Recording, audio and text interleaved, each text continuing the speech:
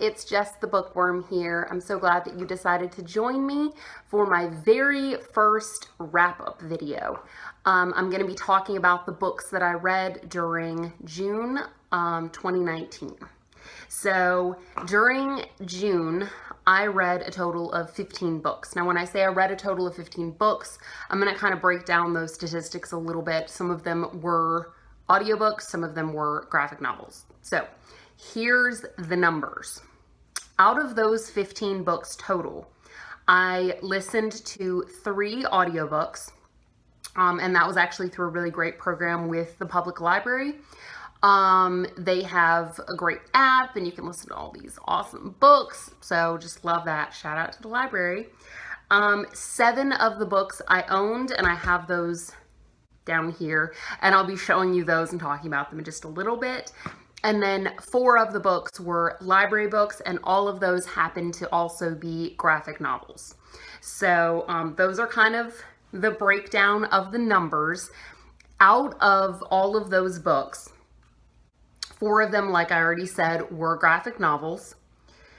1 of them was magical realism, which I absolutely love that genre. That is so much fun. 1 of them was nonfiction. 2 of them were contemporary fiction books.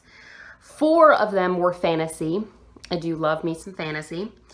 1 of them was a suspense horror book, which I was surprised that I only read 1 of those this month, because that's kind of been like the books that I've been leaning towards the most.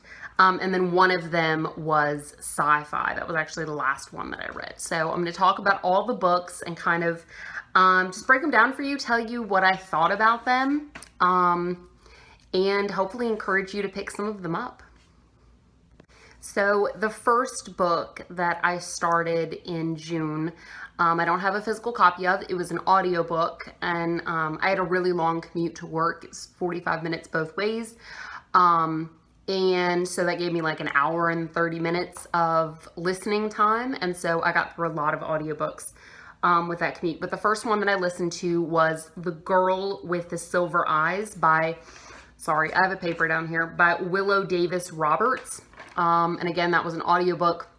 I gave it 4 out of 5 stars. I really did enjoy it because of those aspects. This was the magical realism book that I mentioned earlier. And it just had fun elements in it. So there was a girl who had, of course, silver eyes, and she just noticed some things that were different about her, and people seemed to really notice that she was kind of strange or odd, which I always enjoy that theme in young adult books. I think it's nice to have, just relating to someone who felt different and on the outside, because as a young adult, I felt similar to that. I think all young adults feel like they're just by themselves and all alone and nobody else can relate. So it's always nice to listen to books like that. But it was really good. It had a lot of fun, like teaming up of all of these different people, and there's kind of realizing that there is a community there, even though she feels very alone. I don't want to give anything away. I'm not sure if there's another book that follows that, if it's like at the beginning of a series. If you know, please comment below, but it was a really interesting book. I liked that one. The second book that I read during the month of June was actually one that I owned a physical copy of, and it's actually one of the only books that has ever made me cry. Like, usually I'll feel kind of sad, but I haven't cried about a book since like the end of the Harry Potter series when I bawled. But this one, I cried so much at the end. It was Dewey, the Small Town Library Cat Who Touched the World by Vicki Myron with Brick Ritter. And I mean, it's so cute. I am a cat lover. I think I mentioned before, I have a cat. Her name is Marley. She's amazing. But this was such a great book. So this was the nonfiction book, because it actually is about, look at that. It's actually about this library and a librarian who found, it was a public library, and they found a cat in the return box where the books normally go to be returned. And it was like frozen and half dead, and they had to revive it and bring it back to life. And then they just talked about how Dewey, the library cat, ended up impacting the whole community and kind of bringing people together in unexpected ways. And so it just had such a heartwarming and then very bittersweet ending. So if you want a good cry and you're an animal lover like me, check out this one. This was so good. The next book that I read, or this one was an audiobook, so I listened to in the month of June, was The Night Owl from Dogfish by Holly Goldberg Sloan and Meg Molitzer. Sorry, that took me forever to say. But The Night Owl from Dogfish was the name of the book. And that was an audiobook. I gave it 4 out of 5 stars. I loved it. So it was about these 2 girls, and the whole book is told in the format of letters, text messages, emails, voicemails. It was just, the whole thing was told in that way, but really you didn't miss having just the exposition in the story. You didn't miss anything because they just perfectly timed everything. It was just beautiful, beautifully written. But I absolutely loved it.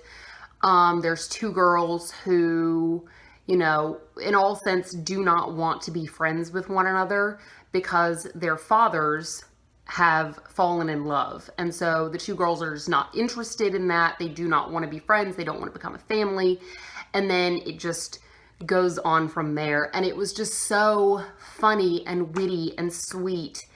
And it just gives you all the feels. So check that one out. It was an amazing audiobook. I definitely recommend listening to the audiobook because you just get into it, and you're hearing the text messages and a little noise and ping, and you know a new text message has arrived. It's just awesome. So the next book that I read, I actually have a physical copy of. This was Poor Unfortunate Soul, and it is a retelling or a kind of like an alternative point of view for the Little Mermaid, of course, and it's from the perspective of Ursula. She's like my favorite villain. I just absolutely love her. I just feel like she's sassy and just awesome. I mean, check out those earrings. She's rocking it like I am. I just love her.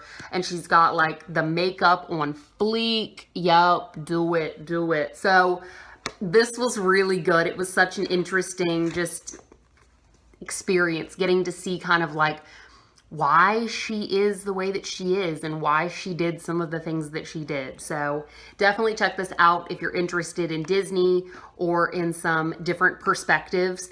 If you like hearing the villain's point of view, this is definitely one to check out.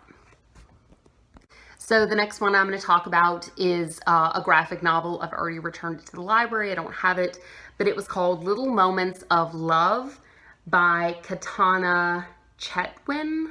I think I'm saying that right, Chetwin. This was a graphic novel. I gave this 5 out of 5 stars. It was so relatable. Oh my goodness. So basically the author compiled just all of these different comics showing her and her boyfriend or husband's life together and just all the little moments of love, and all of them were just so relatable and so funny. And it just really, like, I laughed out loud through the whole thing, or either just like audibly went like, "Aww," and it was just so relatable, so funny. The next book that I got through was another graphic novel. So after reading Little Moments of Love, I wanted to kind of look at love again in a different perspective. And this one was called Hidden Heartbreak by Emma Lee. This was another library book, so I don't have a physical copy with me right now. And it was a graphic novel. I gave this one 3.5 out of 5 stars. I think I was like on this high from Little Moments of Love, and I was like, oh, love is wonderful. And then reading all about heartbreak, I was kind of like, ugh. But it was like basically a memoir, and it just like, here's how I dealt with heartbreak kind of story. And so it was good. It was all about her finding herself and traveling and doing things alone and kind of being okay with that. Not my favorite graphic novel I've read, but it was really cute. Had really nice illustrations, kind of like a watercolor type feel to it. So it was a good read. Not my favorite of this month, but it was good. So the next book that I picked up was one that I have a physical copy of. It was Ransom Riggs' Tales of the Peculiar. Look at this cover for a minute. Oh man, it's just gorgeous. I love it. And this was really good. This was kind of like anthology of different stories from the world of Miss Peregrine's Home for Peculiar Children, which I have that whole series, loved it, amazing. And this was kind of compiled, and like they have in here, oh, it's just beautiful, by the way, but they have in here kind of a note from the publisher, which is Millard Nullings, who was one of the characters in Miss Peregrine's Home for Peculiar Children. This was amazing. It was a fun read. It had just a lot of stories that kind of relate back and just make you remember bits of the series, which was wonderful. I loved it. And it's got these beautiful illustrations before each of the stories that I absolutely loved. They're beautiful. I would love to get these as like prints to hang up in here, because you can see my walls are pretty bare, but this was amazing. I think I gave this one, I gave this 4 out of 5 stars. So really fun read, beautiful. Can't say enough good stuff about it. So the next book was actually a really fun, like interesting read. It was a graphic novel, so I don't have it with me again. I'll try to find pictures and like insert them or something. But it's My Boyfriend is a Bear by Pamela Ribbon and Kat Ferris. So again, this was a library book, graphic novel. I gave it 4.5 out of 5 stars. It was just like, when I picked it up, I thought, oh, okay, well, this is kind of like they're doing a metaphor for the woman's like husband or boyfriend or something, and saying that they're like a bear, you know, maybe they don't clean up after themselves or whatever. And I was like, oh, this will probably be pretty funny. But no, it's actually, the girl is dating a bear. So there's definitely, this isn't for everyone, but it was pretty funny. And it just kind of showed how like love conquers everything. I don't know. It was interesting, but if you want to laugh, pick that one up. So the next book was another graphic novel. I know. I kind of got on a kick there. This one was called Plutona by Lemmy Lennox and Belair. I only wrote down their last names, sorry. So it was a library book, graphic novel, and I gave it 4.5 out of 5 stars. It was this amazing story of, so it was kind of like magical realism bordering on fantasy, because it was kind of like a lot of things were, you know, contemporary and seemed normal, but then there was also superheroes that were all over the place. And there was this one superhero, name of the book was Plutona, and her name was Plutona, and the kids find her. So there's this misfit group of youngins that just very misfit. I'll just say that. And they find her body in the woods. And then there's all these discussions about what they should do and how they should do it, and you know, the breakdown in communication. And it was really good. It was like you saw them growing up and maturing and having to make these really difficult decisions. So fun cast of characters. I really did enjoy that one quite a bit. The next book that I picked up was Jennifer Whiners, Then Came You. I'm not sure how to pronounce her name. I actually got this at the library book sale, the Scholastic book sale that they had at school. And this was one of the adult books that they had. This was really interesting. And it was really funny. So you have several different perspectives. You've got Jules, who she ends up selling her eggs. And they're referred to in this as pedigree eggs, because I guess she's got a good family, she's intelligent, she, you know, doesn't have any illnesses, and so she sells her eggs. So that in and of itself is kind of like, whoa, taboo, you know, topics coming up in here. Love it though. Love that they're, you know, being talked about. And then Annie in this book, and we get her perspective and her husband's, you know, kind of perspective in this, but she decides to become a surrogate. And we've got India Bishop, who is basically hiring the woman to be the surrogate and getting the eggs from the first woman. So you get all of their perspectives and kind of just chaos ensues. But it was really good. It was an interesting read. I enjoyed this one. I gave it 4 out of 5 stars, and yeah, I love the cover too. I couldn't really decide who this was though. I'm not sure if it was supposed to be Jules or India. I don't know. But you can read it and decide who you think that is.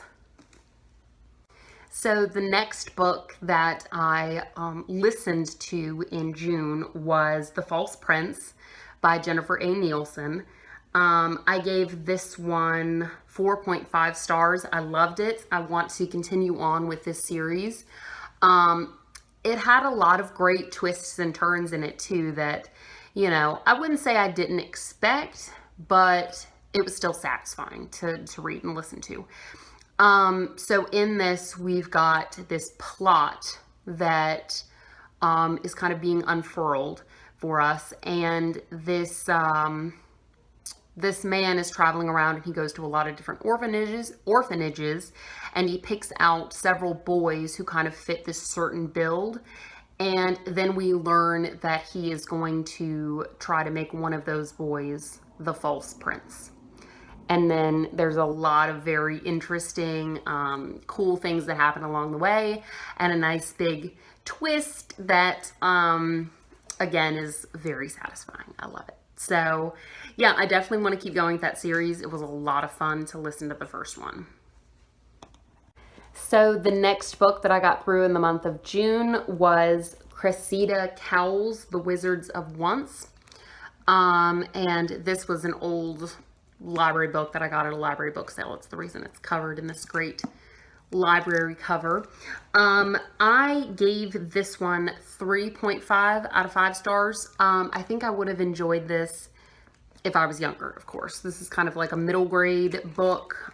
It did have a lot of fun illustrations throughout, which I enjoyed. The story was pretty good. I think that some of it just felt like a little too much happening, or just, I don't know. I felt like it could have been a bit more like succinct, a bit more, you know, it was very drawn out, very long, but it was good. I definitely recommend this for, if you enjoy like middle grade books a lot. I think this might be good for you. But yeah, it was an interesting book. I did like the characters. They were fun. The ending for me just left a little bit to be desired, but it was good. These are the main characters. We've got Czar and Wish. So pretty cool pictures. I did like that about it. So the next book that I got through in June was The Various Haunts of Men by Susan Hill. This was the suspense mystery book that I got through this month. It was kind of like horror too. This was very interesting. So this is actually, I realized this as well. They have these Simon Seraler novels, and apparently there are a lot of novels with this same chief detective who was present in this book. So I'm gonna have to check out another one of these. But we have a disappearance, and then that turns into eventually multiple disappearances happening in this one area in the town. It's a little cathedral town. I really loved the atmosphere created in this book because it seemed like such a quaint place at first. And then once you keep reading, you're like, oh my gosh, this place is terrifying. I would never want to go there. But all of these people end up disappearing, and we've got Freya Grafman, who is a policewoman who's, you know, kind of really digging into this, and she's convinced that there is something sinister happening with these disappearances. And we also get the perspective from the other side of the situation. I won't say anything more than that, but it was just very, very good. Great read. I flew through this. I love things where you're trying to figure out the whole time, you know, like what's happening, what's going on, who's doing this, and kind of digging through those clues. So if you enjoy that, check out Various Haunts of Men by Susan Hill. So the next book that I got through was a graphic novel from the library. I actually still have this one though. I haven't returned it yet. It was called Lake of Fire, and this came highly recommended by the library. And this one kind of delves into the Crusades and kind of like trying to find heretics and trying to like destroy these heretics in the town. And then we also have this amazing like sci-fi twist, but the people in the book actually think that it's something more supernatural. So it was very interesting. It was beautifully done. We have all of these small little frames so that you're getting a lot of action in each page. But I did absolutely love this. I don't know if this is going to turn into a series, but this is actually, I just noticed on here, this is historical sci-fi. Yeah, so it definitely, because we've got the Crusades, but then we also have some alien things happening. I'll leave it at that. But check this out. This was a lot of fun, really beautiful, and they compiled a lot into this very short book. So check this out. The last book that I got through in June, and actually I finished this like with 10 minutes left in June, because I was reading it like right up until midnight almost. It was Year Zero by Jeff Long, and I enjoyed it. I thought it was a good read. It had a lot of historical and archaeology things, and the beginning of it I just loved because they were talking about digging up relics that they had found in Jerusalem and other places and trying to run basically like genetic testing on those things. And I mean, the back of this book just kind of sold it for me, because they're trying to, using human lab rat clones, from the remains of these relics that they had found. So the beginning of it was really fast-paced and wonderful. The end was quite unsatisfying for me. I just thought that they could have done more. I don't know, maybe they'll turn this into a series. I don't think so, though. I think they're just going to kind of leave us with that ending that didn't feel, ugh. It just, so much more I feel like could have been done with this, because I was loving the beginning of it. Oh my gosh. It gave me like Dan Brown type feelings, you know? And I love Dan Brown. I'm not sure about you guys, but I love Dan Brown, because I loved at the end of each of his chapters, he would leave you hanging. And that's what this guy does. Jeff Long does that at the end of every chapter, and you're like, I have to keep reading. So this was good for that. I just wish the ending would have done a little bit more for me, but we can't have everything we want. So that was the last book that I read, and I gave that 3.5 out of 5 stars. But that was the last book that I read in June. I feel like I had a pretty successful reading month. I feel like I did pretty good this month. I have so many that I'm excited to get to for next month, so stay tuned. Check back on my channel, and I'm going to be updating you guys with my TBR for July. So stay tuned for that.